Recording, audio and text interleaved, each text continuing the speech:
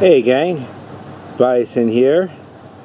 Want to do a video response that my buddy in the UK tagged me on, John J. Rambo 11111. Check out his channel. He does bushcraft and survival, trapping, all kinds of great stuff, prepping stuff, bow making, you name it, the guy does it. He's also the twin brother of Weapon Collector. Now, he tagged me a while ago in these 6 questions. I'm going to answer them as quick as I can. I normally don't show my face, so I figured I'd give everybody something nice to look at for the next couple minutes. I'm actually vacationing with my wife. We're in Cape Cod, so we're looking at the beautiful water out there across from the inn that we're staying.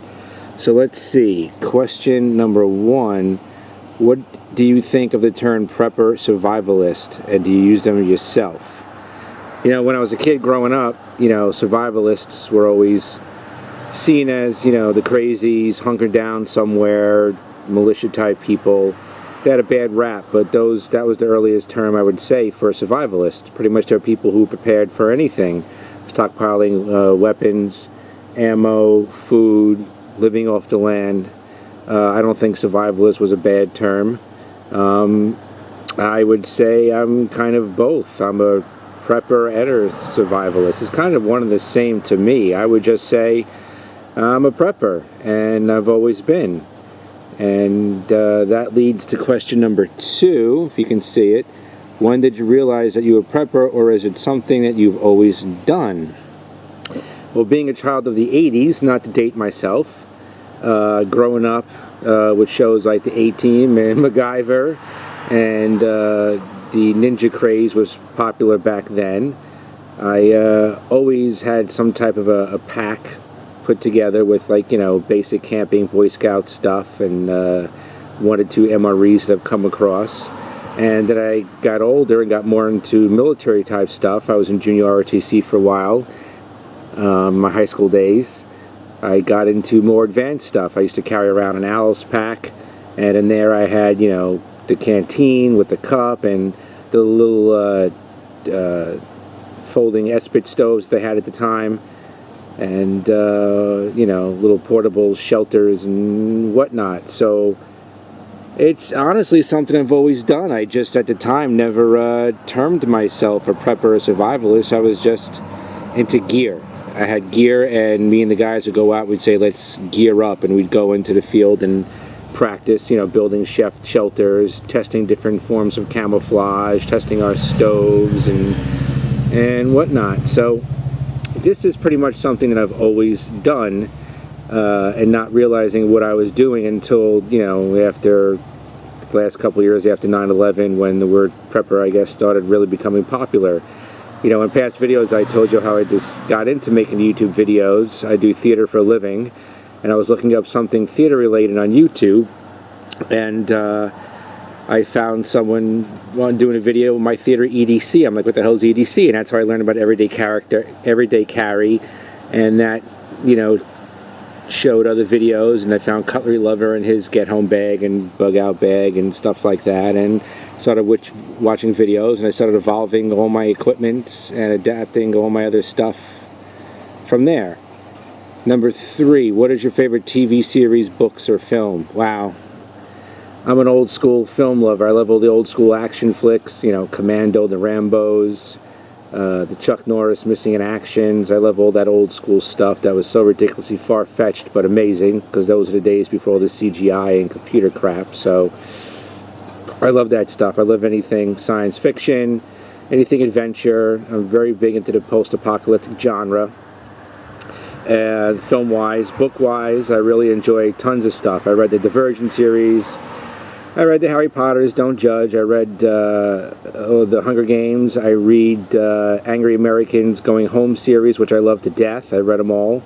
I read G. Michael Hoff's The End series, fantastic series. Go check those out. I think book 6 or 7 is coming out in a couple days. So that's pretty it on books, film, and TV.